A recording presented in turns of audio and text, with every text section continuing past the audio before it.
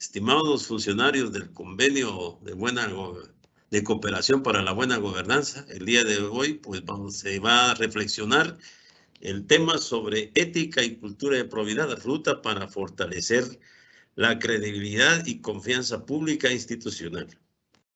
Dentro de este contexto, pues ustedes observan a la diosa de la probidad por un decreto que hizo don Jorge Ubico en el año 1931 con el decreto 1707. Esta diosa de la credibilidad, de la probidad, se encuentra en las 10 virtudes que debe practicar el gobernante y se está en el Palacio Nacional en este momento. Siempre se han encontrado estos virtudes. El día vamos a iniciar con una motivación que después de tantos años estudiando la ética, he llegado a la conclusión que toda ella se resume en 3 virtudes. Coraje para vivir, generosidad para convivir y prudencia para sobrevivir. Fernando Savater nos ha explicado sobre qué se necesita para tener esas virtudes en el ejercicio de la ética. El actuar ética es un per se, debe ser tan natural como el respirar. No existe en ello la moneda de 2 caras. Alberto Fadul. Y la ética es un código de valores que guía nuestras decisiones y acciones y determinan el propósito y rumbo de nuestras vidas. Esta motivación nos va a permitir hacernos estas preguntas. ¿Qué significa cultura ética y cultura de probidad en la administración pública? ¿Qué valores éticos se deben fomentar para fortalecer la buena gobernanza? ¿Qué importancia tiene la cultura ética y probidad en la administración pública? ¿Qué valores se manifiestan en las instituciones públicas? ¿Qué importancia tienen los códigos de ética en las instituciones públicas? ¿Qué importancia tiene la ética para promover la confianza ciudadana? Son preguntas previas a desarrollar esta temática dentro del contexto de la cultura ética. El señor Contralor nos ha dejado un mensaje en el año de la ética y de la probidad 2021, pues él nos ha dicho que vamos a predicar con el ejemplo y actuar con la convicción que gradualmente vamos hacia una Guatemala libre de opacidad. Hacerlo no merece elogios porque es nuestra obligación institucional. La tarea es dar testimonio diario de valores y principios como lo marca el Código de Ética que hoy cobija la Contraloría General de Cuentas. Bienvenida sea la ética, dijo Adela Cortina. Para dar la introducción al curso de ética, vamos a hablar sobre el efecto mariposa de la ética. Esta es una alegoría dentro de la teoría del caos, pues el efecto mariposa es un efecto conocido, el cual la existencia de una acción o situación determinada puede provocar una serie de situaciones o acciones sucesivas que terminan provocando un efecto considerable que no parece corresponderse en la situación o en el elemento que lo empezó. Los grandes cambios empiezan a veces con actos pequeños y casuales. El aleteo de las alas de una mariposa se puede sentir al otro lado del mundo. El aleteo de las alas de una mariposa puede provocar un tsunami al otro lado del mundo. Y un pequeño acto simboliza un acto bondadoso o una pequeña vibración positiva, puede cambiar el universo entero. Vean, este efecto mariposa, pues en la ética un cambio puede ocasionar grandes transformaciones. Los códigos pueden cambiar, transformar las instituciones. Como dijo el gran poeta chiquimulteco, dice, jamás te desesperes, conserva la esperanza que el tiempo presto avanza y en un solo segundo puede cambiar tu vida y transformar el mundo. Humberto Portamencos, poeta chiquimulteco. Entonces estos efectos de la ética pues puede tener efectos fundamentales en la administración pública. Aquí dentro del contexto de la Contraloría, los abogados nos pusimos a reflexionar. En algún momento les hice la pregunta, ¿puede legislarse la moral? En el contexto de la elaboración del Código de Ética de la Contraloría, pues le hicimos el análisis tomando en cuenta el artículo 4 y en la última frase, los seres humanos deben, a ese presente indicativo, guardar, tener el cuidado de algo, de alguien, vigilarlo, defenderlo, mantenerlo, conservarlo, preservar conducta. Y aquí surgen los códigos de ética, manera de comportarse. Y la fraternidad en las instituciones, pues debe ser fraterna, perteneciente, identificado, leales entre sí. Entonces sí, la moral del Estado, es la moral del Estado, pues se puede después legislar dentro de este contexto del artículo 4. Este fue un análisis jurídico que se realizó de interpretación conjuntamente con los especialistas en materia de legislación y especialistas también dentro de la ética pública que se elaboró el Código de Ética. El objetivo de la ética, pues, es aprender a tomar decisiones correctas. Antiguamente hablábamos de que pertenecía a la filosofía, pues con los cambios modernos, posmodernos, hemos también convertido la ética en ciencia, pero lo más importante de la ética es aprender a tomar decisiones correctas. Cualquier decisión que se tome debe ser óptima. El que va a operar a un enfermo tiene que ser óptimo, el que implemente la justicia tiene que ser óptima la decisión. Las decisiones que se toma el auditor, los de la SAT, tienen que ser decisiones óptimas. La ética no es una teoría, sino es tomar la decisión que evoluciona. Una persona es ética cuando se orienta por principios y convicciones. El profesional es ético porque tiene un buen carácter. Eso es la ética. Lo ético consiste en que yo soy responsable de mis actos. El fin en sí mismo es el sujeto moral.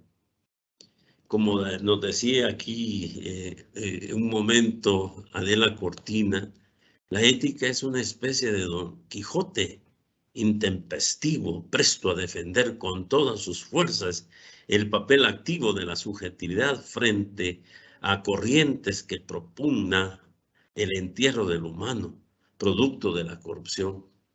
Es el gran ideal, ese Don Quijote que tiene la ética, pues es el objetivo de la ética. De la ética epsilon a la ética eta, a la ética personal. Bueno, ¿por qué dos éticas? Vean, los griegos escribían el etos en dos formas. El etos con una eta larga, que significa la moral humana, y también el carácter, la manera, el modo de ser, el perfil de una persona, y que razona las acciones del hombre. Por eso recibimos ética con mayúscula, ética profesional, código de ética con mayúsculas, porque es el carácter que hay que formar dentro del quehacer de los futuros profesionales, funcionarios y empleados públicos. Y el etos con epsilon, con e breve, pues se refiere a las costumbres, a los usos, hábitos y tradiciones de la vida rutinaria, diaria que hacemos, pero que no hay que razonar mucho, no hay que estar razonando. La otra sí hay que tomar decisiones profesionales. Yo tengo un código, ustedes tienen un código, todos los que somos colegiados activos tenemos códigos, y cuando entramos a la institución también tenemos códigos. Tenemos que aplicar leyes, tenemos que tomar decisiones correctas. Entonces ahí está la ética con mayúscula. Pero cuando ya hablamos de la ética personal que envuelve la honestidad, la verdad, la simpatía, la lealtad, la benevolencia, la amabilidad, los derechos y la justicia como valores que tiene que ponerse en acción de cada día. Esa es la ética. Por eso hablamos de la ética, de esas costumbres que ya están a la ética de de cambios de las éticas de las tomas de decisiones. Esta ética pues tiene dos líneas que van uniendo, y aquí la coloca con minúscula porque son costumbres, la ética normativa, que es la teoría que estudia la axiología, que son los valores morales, y la deontología, que es todo el deber ser, el debe cumplirse, la ley, los códigos, y la ética aplicada a parte específica de la realidad, como la bioética y la ética de las profesiones. Por ejemplo, la bioética tenemos que hablar de la eutanasia, la distanasia, del aborto, la noósfera, que es todo el cambio que se debe tener el hombre, que es robotizado ahora. Pues todo esto, pues la ética es aplicada, ¿no? Entonces tenemos dos grandes líneas de acción: la ética normativa que rige nuestros valores y la ética aplicada, pues más reflexiva, va más a las nuevas posturas de la medicina, ¿no? Voy a hablar de un gran pensador como es el francés Paul Ricoeur, y él nos daba unas definiciones de ética interesantes. La ética es la capacidad del ser humano de dialogar, de comprender que el otro es igual a él. No en el sentido de anulación de toda alteridad, sino en el sentido de igualdad, de valor por la dignidad de seres humanos. Entonces la ética, pues hay que aprender a dialogar. Hay que comprender que el otro también es parte de la institución. Y ahí entran los códigos de ética. Y la definición más correcta que tiene también es tender a la vida nueva como para el otro en instituciones justas. O sea, tenemos que tender a la vida buena, no podemos dejarla, pero con y para el otro, o sea, no poder nuestro compañero, el que acompaña, la familia, pero tenemos que hacerlo en instituciones justas, y esto es la ética del pensamiento de Paul Ricoeur. Entonces, dialogando sobre la ética con mayúscula y la ética con minúscula, pues recuérdese que tenemos costumbre. Cuando ingresamos a la administración pública, hay costumbres, hábitos, acciones de la vida cotidiana, hay que respetar la ley, hay que capacitarse, hay que ser puntual, que es parte del quehacer jurídico de la ley de servicio civil, estamos sujetos a los pactos colectivos, etc. Pues no necesitamos razonar tanto, esas son costumbres y hábitos ya de la institución.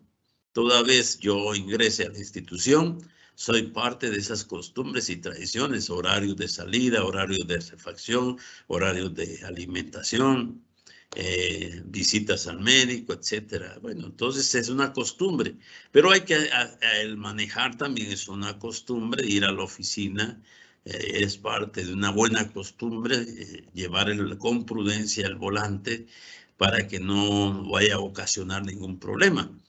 Pero a la hora de yo ser jefe o ser empleado público o funcionario, vamos a poner, tengo que tomar decisiones correctas. Y aquí entra mi ética profesional, esa capacidad que yo tengo, ese carácter que voy a tener, esas actitudes positivas que voy a asumir, porque las actitudes no permitidas, como el acoso laboral, los abusos de autoridad, pues no son líneas éticas. Esto es, por ejemplo, perder la autoridad. Eso no es ético, quiere decir, esa persona no es ética, quiere decir que no tiene buenas actitudes, no tiene carácter y no se basa su vida profesional en códigos. En el caso del Ejecutivo, pues recuerdan ustedes los que están que pertenecen al Ejecutivo, las AT, las secretarías, los ministerios que tienen el Ejecutivo, pues se sujetan a la normativa de ética que en el 2004 es un acuerdo gubernativo del señor presidente Oscar Berger. En ese entonces sale esta normativa de ética. Y dentro de pues la ética, reflexionando por qué la ética tiene que ver con la probidad. si la probidad es un valor. Bueno, algunos especialistas en ética, estudiando todo el contexto del derecho romano y todo lo que pasó con Séneca, que transforma la moral, la ética en moris, en moral, pues con el tiempo surge un concepto que es la probidad. La probidad es la ética de la función pública. Y este es para mantener una conducta intachable en sus actuaciones al administrar recursos públicos, con entrega leal, honesta y desempeño de las tareas que le van asignando. Y evitar todas las prohibiciones que tiene esta probidad, ¿no? Por ejemplo, si es un funcionario público, pues ya sabe que tiene que hacer una declaración patrimonial jurada, tiene que cumplir estrictamente la ley, ¿no? Dentro de esto, pues está la ética, vean ustedes, la ética de costumbre de la institución, las éticas que yo voy a tomar las decisiones, la probidad que rige mis actitudes y mi comportamiento dentro de la institución. Y aquí está esta diferencia, ética y probidad. La ética va más a lo profesional, a lo colegiado activo, a esos códigos de ética, en el caso del Ejecutivo, a la normativa de ética.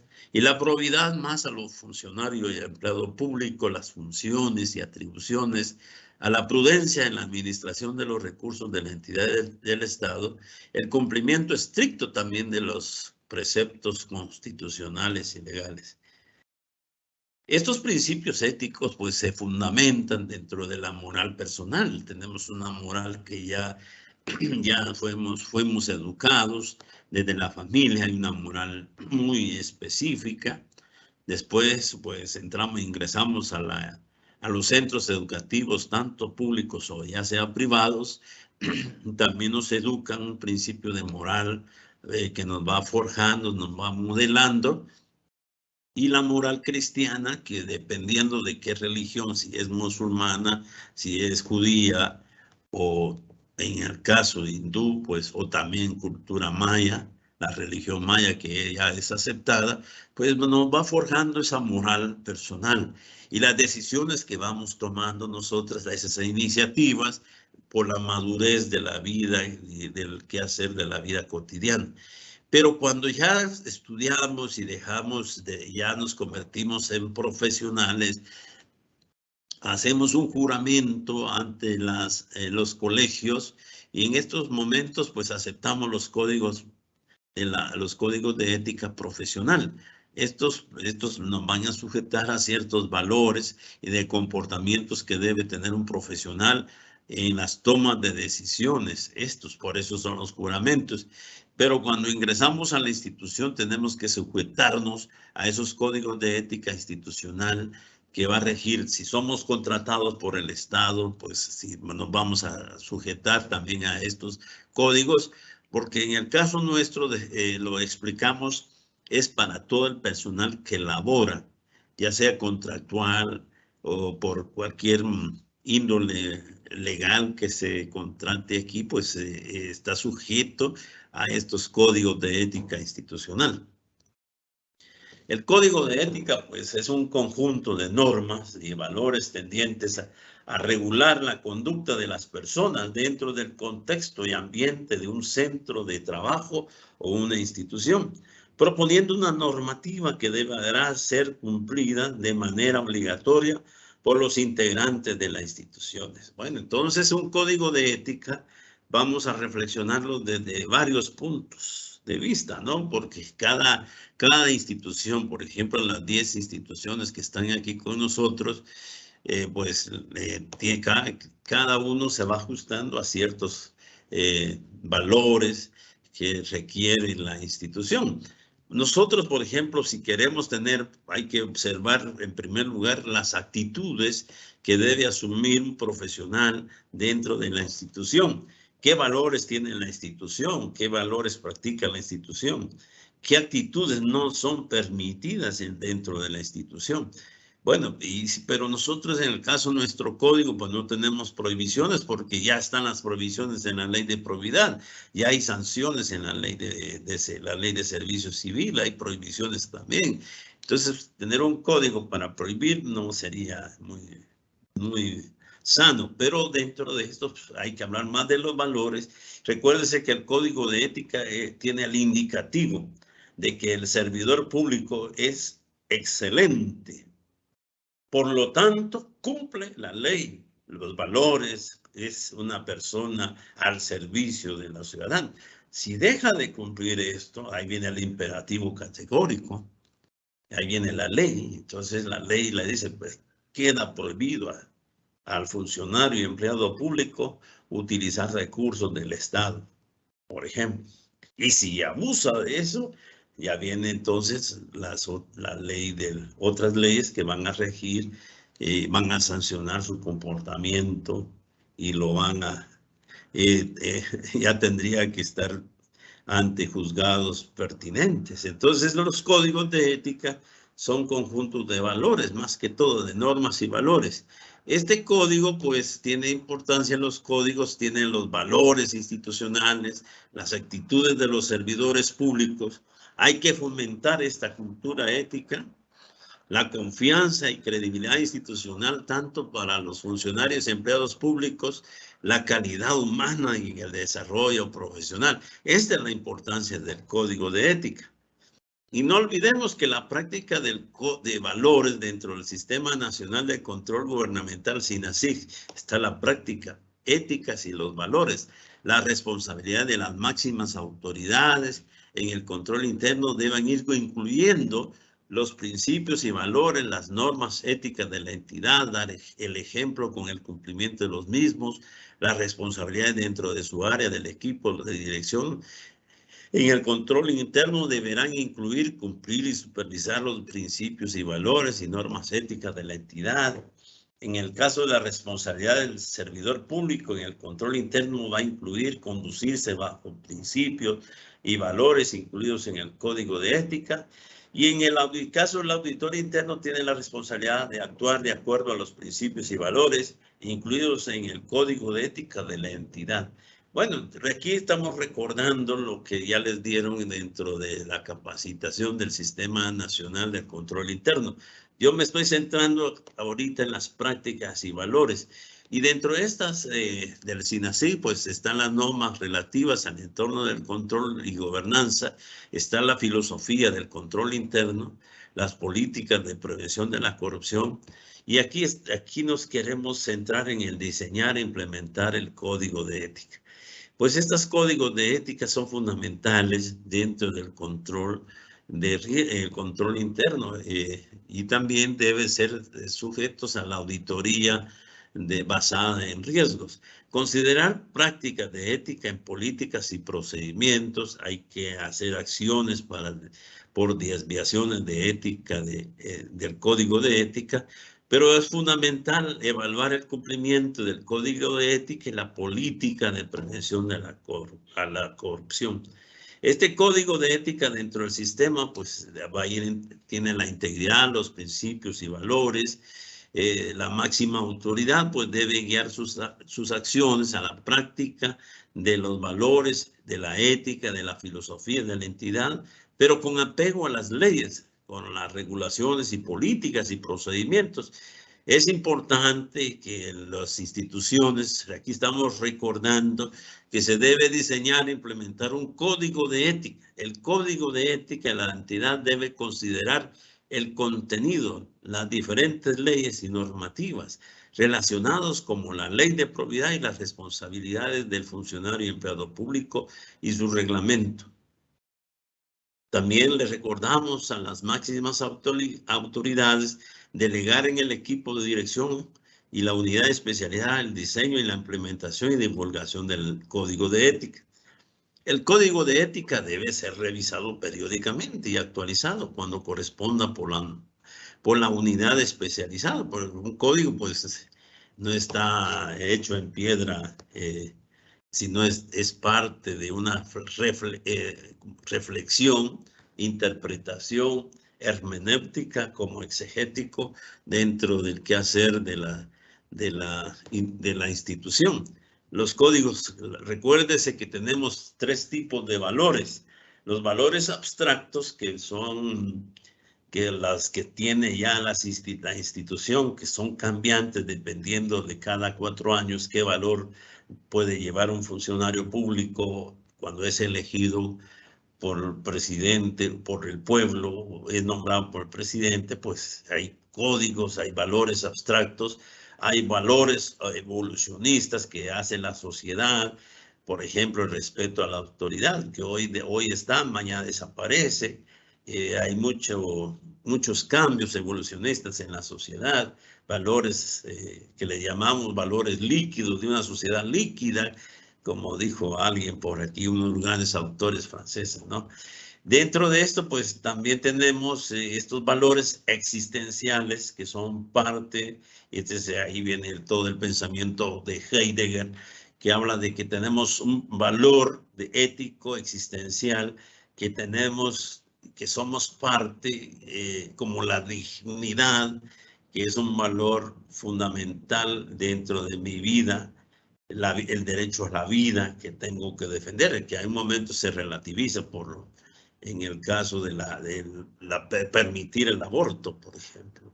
Estos códigos pues deben ser revisados permanentemente. El código de ética debe aprobarse por la máxima autoridad y publicarse en el portal electrónico de la entidad. Y el código de ética debe estar a disposición de todos los servidores públicos. En el caso nuestro, el código de ética tiene un curso que se le llama el curso de aceptación, de divulgación y aceptación. Yo leo el curso y lo debo de aprobar con 80. Con 80, una ponderación no académica, sino una ponderación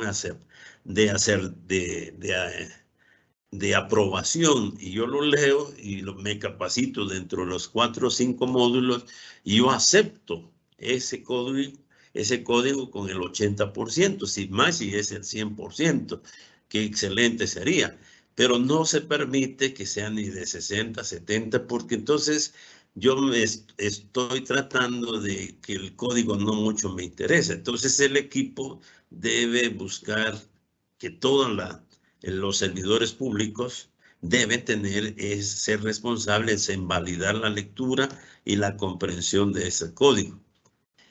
Respecto a la moral, pues es parte de la vida concreta, trata de la práctica real de las personas que se expresan por medio de costumbres, hábitos, valores culturalmente establecidos.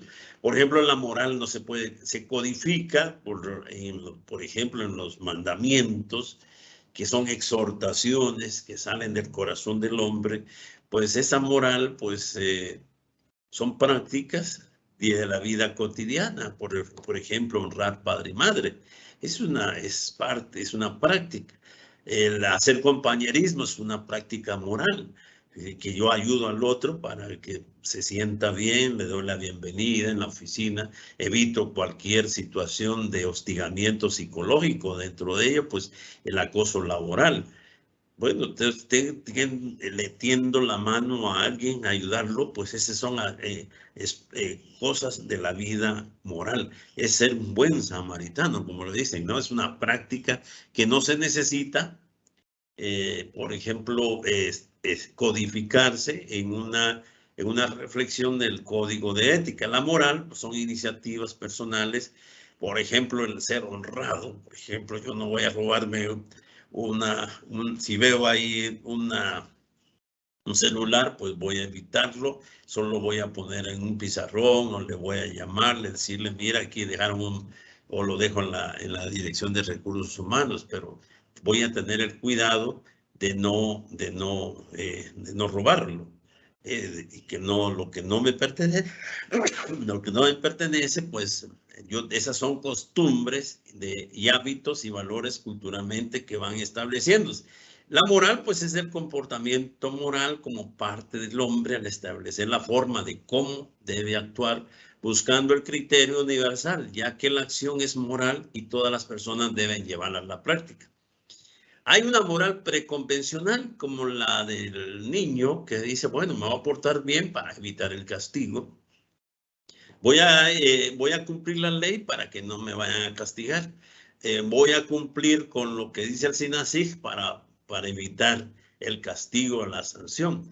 Esa es una moral preconvencional, que lo que le llamamos la moral de la niñez, la moral conducida todavía, ¿no? Que no tiene iniciativa, no es proactiva, solo voy a cumplirla para evitar esto. Entonces hay una moral preconvencional, pero hay una moral convencional que ya tiene una proactividad, ya tiene una iniciativa, tiene una libertad de toma de decisiones. Pues esta moral nos lleva a aceptar las leyes, a ser parte de la institución, a reconocer que soy leal a esta institución, no me lo necesitan que me lo diga, me voy a capacitar sin que me lo digan, pues si está en la ley, tengo que cumplir este procedimiento de capacitación, voy a tomar la iniciativa de ser profesional. Bueno, esas son morales convencionales que van en beneficio, hacemos un beneficio entre todos, como la moral de la Constitución política, esos valores que se encuentran en la Constitución, pues es una moral convencional.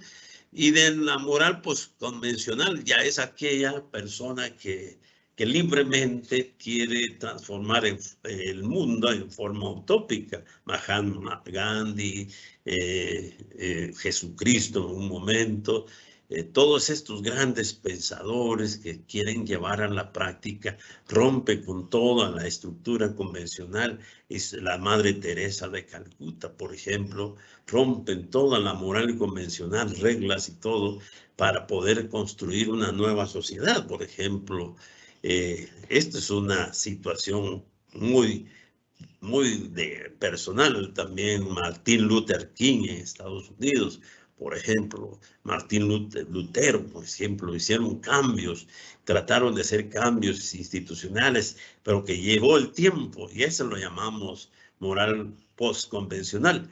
La moral en la administración pública se titula la moralidad. Está determinada por normas que fijan las funciones y obligaciones, y entre ellas están las prohibiciones de los servidores públicos. Y esta moral, pues, que es el MOS, el conjunto de acciones humanas, pues son valores, son aquellos criterios que van rigiendo el comportamiento del ser humano. Hay valores como ser honesto, ser idóneo, por ejemplo. Hay valores muy importantes dentro del quehacer moral de la institución. Las reglas que juega la moral, pues hay una regla de lineamientos formales de carácter social, le damos reglas a las personas que compartimos, le decimos cómo se debe comportar, qué actitudes no son permitidas. Pues dentro de ello, pues también está ya sea jurídico, por ejemplo, dejar de fumar, por ejemplo, prohibido fumar en ciertas áreas. Esto ya es un principio moral de respeto a los demás, cuyo incumplimiento está penalizado por la moral o legalmente. Y dentro de las normas, pues es un consenso colectivo creado para regular el comportamiento de los individuos en una sociedad. Por ejemplo, el jugar fútbol es una norma, hay normas para jugar fútbol. Hay respeto al entrenador, el juego limpio, por ejemplo, el asunto de no respetar las decisiones del árbitro. Estas son parte de las normas. Por ejemplo, las prohibiciones que ya tienen los aficionados de evitar cualquier tipo de discriminación en los estadios. Eso está normado. No hay una regla específica, pero suspenden un estadio si llegan los aficionados llegan a insultar a un jugador de no, ya sea de una religión o dependiendo de la raza que pertenece. Y estos valores, pues estos valores morales, que son valores éticos, está la idoneidad, que es una energía interior que va a consistir en infundir confianza en sí mismo. Esta idoneidad, que dentro de las tres elementos para optar a cualquier cargo público, pues está la idoneidad, la capacidad y la honradez. Es el desenvolvimiento del servidor público con una actitud técnica, legal y moral en el desempeño de su labor. es condición esencial para el acceso y el ejercicio de la función pública. Esa capacidad que es la aptitud de los servidores públicos para tener derechos y obligaciones. Toda persona física tiene en principio de esa capacidad, de ese ejercicio, que es el poder de ejercer por sí mismo. Y esto me lo da la profesión, ¿no? Todo esto, la honradez, que es una cualidad de la persona que obra y actúa con rectitud, justicia y honestidad. Pero yo he agregado la virtud, que también tiene dos vertientes: lo intelectual, que hay que asumir la razón de pensar para ser veraz acerca de la naturaleza de las cosas. Por ejemplo, un científico tiene que tener virtudes de intelectuales para tomar una decisión. Los abogados tienen que tomar una decisión fundamental cuando se convierten en jueces, y esto lo voy a hablar más adelante. Y lo irracional, que es parte del carácter moral del hombre, ¿no? Esta es una virtud, el arate, que decían los filósofos, la excelencia del profesional. Y la integridad, que es un valor para nosotros fundamental no solamente para nuestras FS, que son las entidades fiscalizadoras superiores. La integridad es fundamental porque la honradez, la honestidad, el respeto por los demás, la corrección, la responsabilidad condicional, el control emocional, el respeto a sí mismo, puntualidad, lealtad, pulcritud, disciplina, congruencia, firmeza en las acciones, es una virtud de mantenerse incorruptible, de alta honorabilidad intachable por parte de los funcionarios públicos. Pues estos valores que se encuentran dentro de los valores éticos y de la moral, una situación moral, por ejemplo, podría ser la honradez y la virtud, y los demás pues son éticos. Está fundado por principios, y estos principios es un conjunto de valores y creencias y normas que van orientando la vida y la organización. Este principios, pues ya toda vez se organiza una institución, hay conjuntos de normas generales y universales con las que los seres humanos orientamos nuestras acciones y nuestra conducta dentro de un marco ético, moral y cultural determinado. Es interesante, pues, bueno, lástima que ya no existe esa película que se llama Confianza Perdida. Pues ahí podríamos ver muy bien esa relación de los diferentes códigos de ética y de ética públicas que se van realizando alrededor de esta película, que es de abogados, jueces menores que han caído en actos ilícitos, y se ve muy bien los fundamentos del código de ética, tanto del juez, del código de ética del fiscal y el código de ética del defensor. Vean, es interesante. Lástima, es una buena película, Confianza Perdida. Pues yo se la recomendaría a muchos para que podamos comprender en qué consisten los códigos de ética, qué es la ética pública y cómo los periodistas cuestionan códigos de ética. Y hay una institución que se creó en Washington, que es la Comisión de Ética.